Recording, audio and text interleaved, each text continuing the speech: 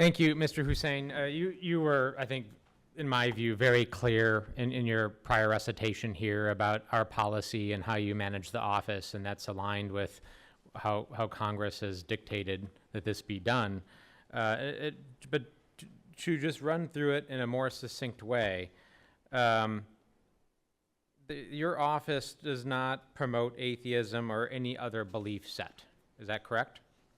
That is correct, Congressman. But your job is not to promote, but to protect people's rights to believe or non-believe as they see fit, correct? That is our responsibility, and that is what has been done by my predecessors on a bipartisan basis as well.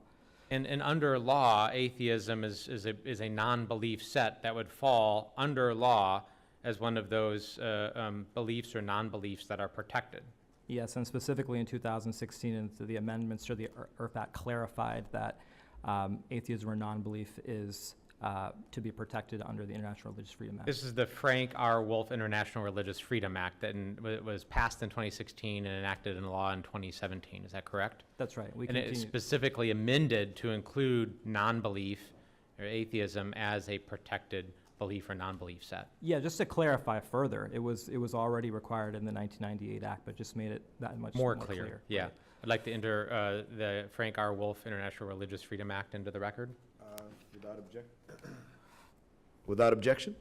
This is the one that you had mentioned was actually a Republican-led effort by Mr. Smith. That's right, and we continue to work with Representative Smith.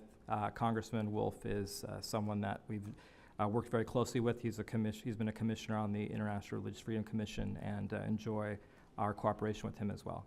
Okay, and the way you tailor things, it's my understanding that your office will tailor your programming to approaches to meet the needs of specific places in the world. So in some places it might be Christians, in other places it might be those of Jewish faith or Muslims or Hindus or non-believers.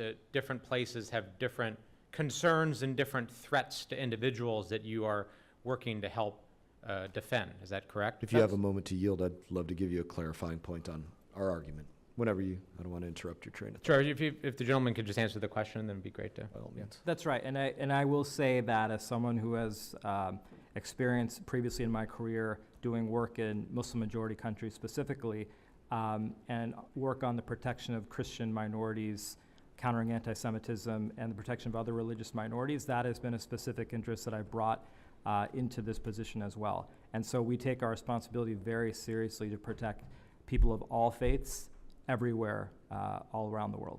And then you do oversight. So in instances where you have a grantee or there's a program that you're supporting that is not aligned with our standards or violate any of our laws or standards, you fix that.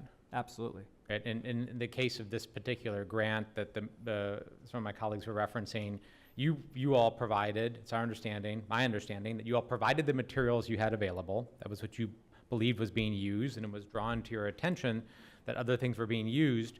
You then provided that, you disclosed it, and you dealt with it. That's correct. Okay, thank you. Sure. The clarifying point was simply, nobody disputes that atheism is included in the IRFA. It's about whether they wrote a grant to promote atheism specifically. That is the point of contention. And just in case you want it, here is a timeline of, we did start reaching out to them back in 22, about 15 times before they actually did get back to us. No, Thank you for the time. Yeah, no, I appreciate that, and I certainly understand that issue. There's the broader assertions. I think along with some of the specific allegations against you all, there's just this implication about overall policy that I wanted to clarify, as well as the specific issues about knowingly misleading the committee or Congress, which I just see no evidence of, that in the regular course of oversight, things are identified, things are fixed. You just can't run programs without occasionally finding things. And I agree with that. I agree with my colleagues on this, that if there's an issue that violates something, fix it, right? We should not be promoting any one belief set or non-belief set. And certainly in this case, it was identified and it was fixed. And I want to fix it more than anyone else if there is an issue, because I spend 99% of my time fighting for the rights of people of faith around the world. Yes, there are atheist communities around the world. We protect their rights as well. But any insinuation that the office is set up to protect or promote atheism is misrepresentative of the fact that the vast majority of the work that we do is helping people that are in dire straits, people of faiths that I mentioned in my opening statement and in some of our exchange here. And that's a responsibility that we take very seriously. And if I may, another 30 seconds or so, I just want to also go into this issue of, bad faith or knowingly withholding things. At any time, Mr. Hussein, were you in the possession of this purported slide deck, or this slide deck that not purported but actually does exist? Where you withheld that and did not provide it for any lengthy period of time to prevent it from coming into the purview of this committee? No, sir, I believe that we were in possession of it on the 17th of April and provided it by the 19th. Okay, thank you. Yield back.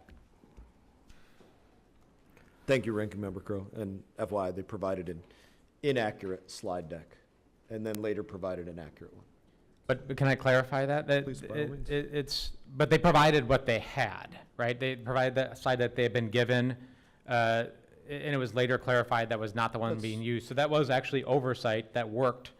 Something was inaccurate by a grantee. They found, came in possession of the accurate one. They almost immediately disclosed that to the committee, and it's since been fixed. That's my understanding. It's actually a couple of years after they told their implementing partner, neutralize your language. Don't neutralize what you're doing with the program. Neutralize your language. So we'll certainly get into that, and we can have some more back and forth on that. But bear in mind, this was not immediately. There were several years of stonewalling, and if you recall, we did have a hearing where you chastised the staff members of this committee. I believe it was you chastised the staff members of this committee for being in Nepal and actually going to speak with the people on the ground there. It was only in speaking in person with the people on the ground there that oversight was actually being able to conduct it. That's where they actually, oh crap, they actually caught us red-handed. Now we need to start turning over stuff. That was after years of questions. And if I may, Chairman, Please. Since you're Dialogue, by all means. yeah, Open no, dialogue. I mean, listen, I'm not going to get into an argument here. When you reference that incident, that was about spending over $80,000 on a taxpayer-funded trip that I believe was excessive. But it was a the charge of bipartisan Codell the charge of bad faith by this department simply is not supported by the facts. I think that's been made very clear by the witnesses here, and I will always vigorously contest any allegation of bad faith, as distinguished from valid, legitimate oversight that both the department and this committee conducts. So Thank it you. was a bipartisan staff delegation to numerous places, and them going over there and being on the ground in Nepal, that is oversight that they conducted, no doubt about it. But again, it has been pointed out, it was absolutely bad faith, but we're going to get into that more. It is now time for, I do have to recognize Mr. Mills. I can't go to you first because we have two members that haven't been here for questions yet. But we are, you will be after that, and then in the next round, it comes back to me. So I've used my time. We will go to, is it Ranking Member Perry or McCormick that's up next? All right. Chair recognizes Representative McCormick. Thank you, Mr. Chair.